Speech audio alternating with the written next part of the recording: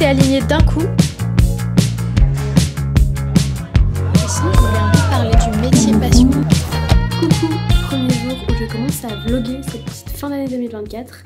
Je vais rejoindre là pour l'après-midi une copine pour bosser. Je vais en profiter pour faire une expo, je pense, au Centre Pompidou parce que le Centre Pompidou ferme très bientôt, en 2025, pour 5 ans.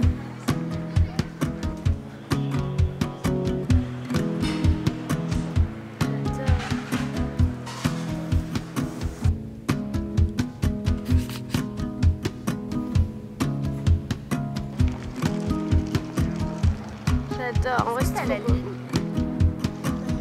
Un petit peu.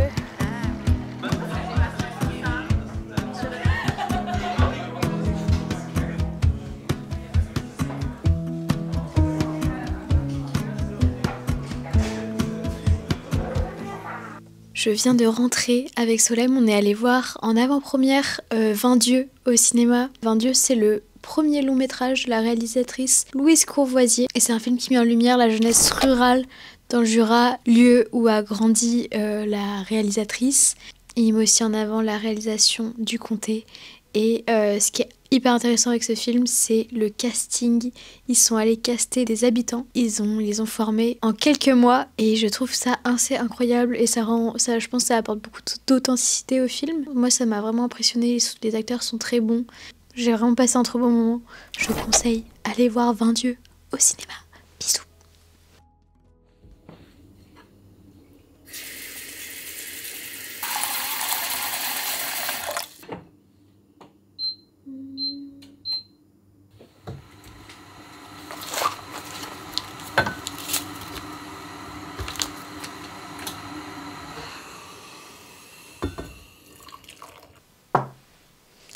Coucou, nous sommes un peu plus tard dans la semaine et hier soir je suis allée filmer une petite interview dans le cadre du making-of d'une copine qui a réalisé un court-métrage et qui avait envie de faire une petite vidéo making-of et d'en parler avec Louis et Mohamed, les deux personnes avec qui elle a collaboré. Louis et Mohamed qui ont monté leur agence de production d'ailleurs qui s'appelle Dieu sûr. C'était hyper intéressant de voir... d'entendre le processus un peu créatif de Rose, de voir que ça n'a pas non plus été forcément linéaire et que ça a été plein de bouleversements pour elle d'écrire son court-métrage et de le réaliser. Elles ont été confrontées à plein de problèmes et ils ont mis au total presque 2 ans pour réaliser ce court-métrage, de l'idée initiale jusqu'à la projection. Et sinon, je voulais un peu parler du métier passion parce que moi c'est vers quoi je me suis complètement dirigée. J'ai pas forcément fait des études calées dans l'audiovisuel, enfin spécialisées dans l'audiovisuel. J'ai abordé l'audiovisuel dans mes études mais ça n'a pas été ma spécialité. Et l'audiovisuel, la photographie font partie de ma vie depuis que j'ai 12 ans. Je m'en suis juste un peu éloignée à un moment. Trouver son truc, c'est déjà énorme.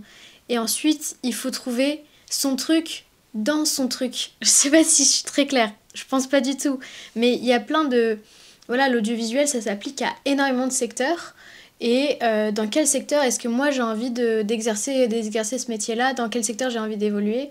Et en même temps, là, ça fait 1 an que je suis en freelance. Et avec l'expérience, tu te rends compte que tu peux pas forcément évoluer dans le secteur dans lequel tu as envie d'évoluer. Personnellement, les secteurs dans lesquels j'ai le plus envie d'évoluer, c'est pas des secteurs qui vont me rapporter assez pour vivre convenablement au départ.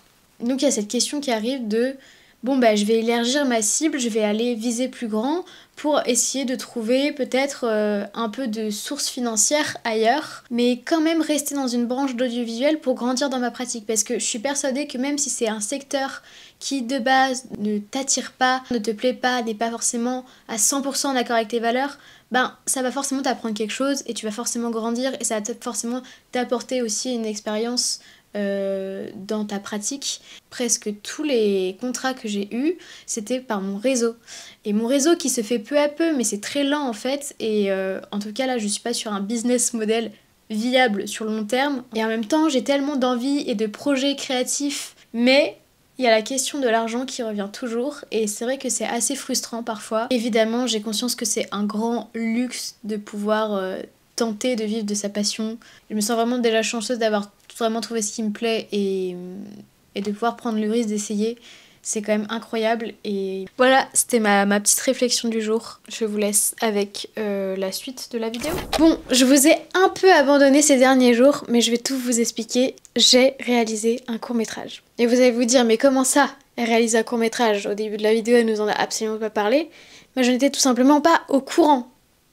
Ou peut-être un peu, si. Mais il y avait tellement rien de sûr que j'ai préféré ne pas en parler. Ça s'est fait très rapidement et c'était super intense. Donc j'ai absolument pas eu le temps de documenter quoi que ce soit.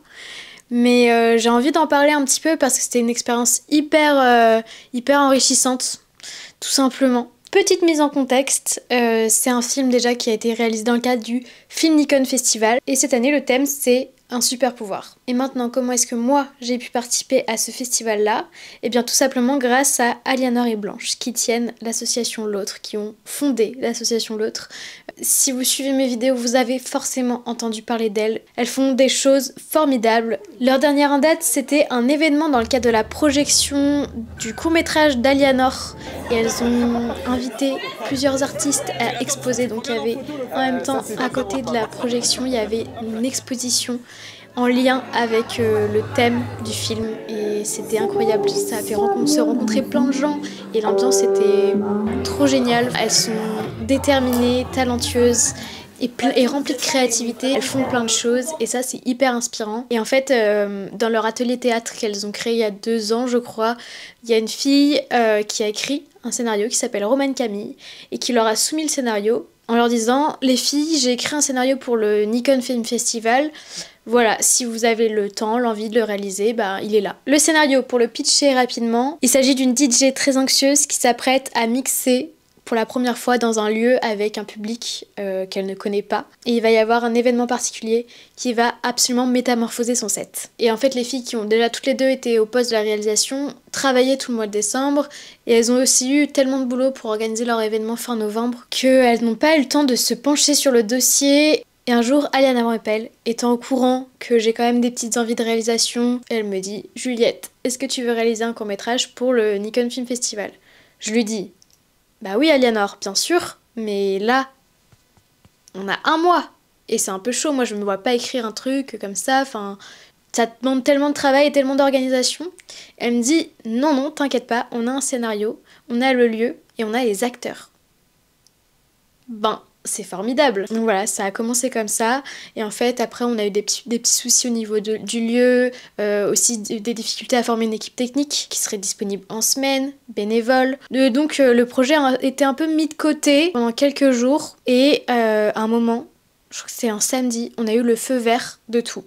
Du lieu, de l'équipe technique, du casting et du matos, du matériel qui était disponible ce jour-là. Donc tout s'est aligné d'un coup et en même temps on n'avait presque rien organisé en amont. Je me lance dans une préparation méga intense qui s'est faite avec Romane Camille, donc la scénariste. On a vraiment travaillé main dans la main dans les préparatifs parce que moi c'est la première fois de beaucoup de choses, la première fois de réaliser un court-métrage, la première fois de diriger une équipe technique, diriger des acteurs et au-delà de ça, tout ce qu'il y a à l'amont de la journée de tournage. Donc c'est les collectifs des Sœurs Malsaines qui nous ont ouvert les portes de leur lieu. Un collectif qui organise des événements musicaux à Paris. Ils nous ont ouvert leur local, ils nous ont mis à disposition tout leur matériel, c'est-à-dire table de mixage, platine, aussi quelques affiches, des éléments de décoration, etc. Et je les remercie encore une fois. C'était incroyable d'avoir pu nous donner accès à ce lieu-là et nous donner accès à tout ce matériel. Au niveau du matériel caméra, c'est un ami de Romane qui nous a prêté du très très bon matériel. Et voilà, je pense qu'aussi on a eu énormément de chance pour que tout s'aligne et tout puisse se réaliser ce jour-là. Et j'étais ravie d'ailleurs de réaliser ce court-métrage avec une équipe qui a été formidable. C'est 6 plus les actrices et l'acteur. Donc ouais, petite équipe. Pareil, l'arrivée des étudiants s'est super bien passée. Tout le monde s'est hyper investi dans le truc. Et en fait, il y a eu tellement de gens qui ont donné de leur temps et de leur motivation dans ce projet que ça s'est vraiment super bien passé. Je pense par exemple à Imeji. Imeji, c'est l'artiste à laquelle on emprunte des musiques qui vont être présentes dans le court-métrage et elle était présente aussi sur le tournage dans l'après-midi pour former Pyrène, donc l'actrice principale, sur les platines parce que fallait qu'elle soit un peu... ce qu'elle touche sur la platine soit un minimum cohérent.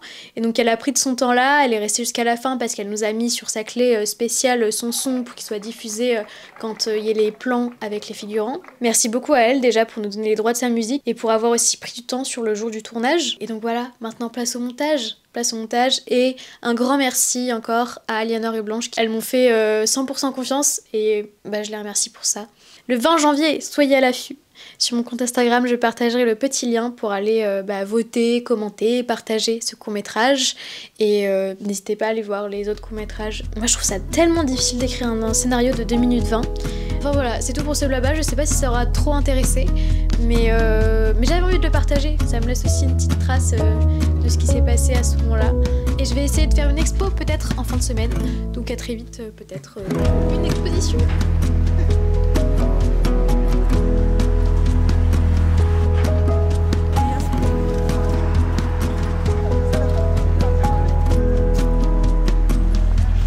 J'ai adoré cette exposition sur l'intime au musée des arts décoratifs. Je trouve que le thème de l'intime est très passionnant. Et ici, on vient l'aborder sous différents aspects.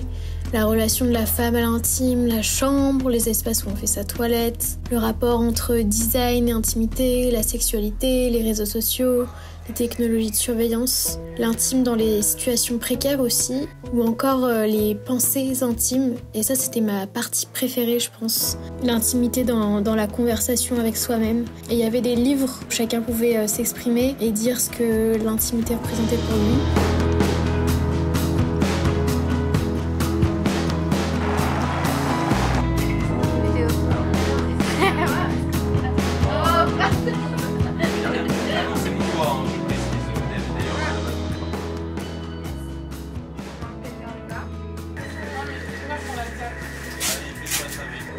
Non, j'ai détesté. C'est quoi? T'as de la place chez toi? La paix? La place. La place? Eh ben écoute, si j'achète la part. Est-ce que vous avez vu le meuble que j'ai trouvé dans la rue hier? Il est pas trop stylé. Et regardez-moi ce calendrier trop chouette qui a été fait par l'illustratrice Alice Nouille et l'illustrateur très déterminé. Il est trop chouette, c'est des petites refs de pop culture avec plein de petites blagues. Trop contente. Allez suivre Alice Nouille aussi. Elle est trop forte sur YouTube.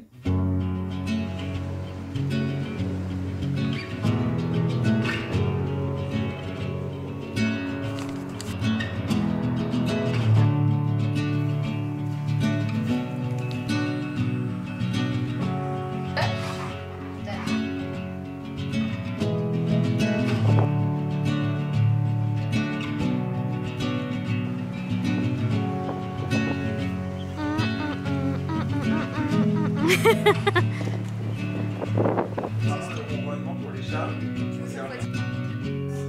C'était genre combien? Je trouvais qu'il y avait certains trucs que tu t'allais acheter dans les magasins. t'as négocié, tu vois. Gros feu, tu payes moins. Ah!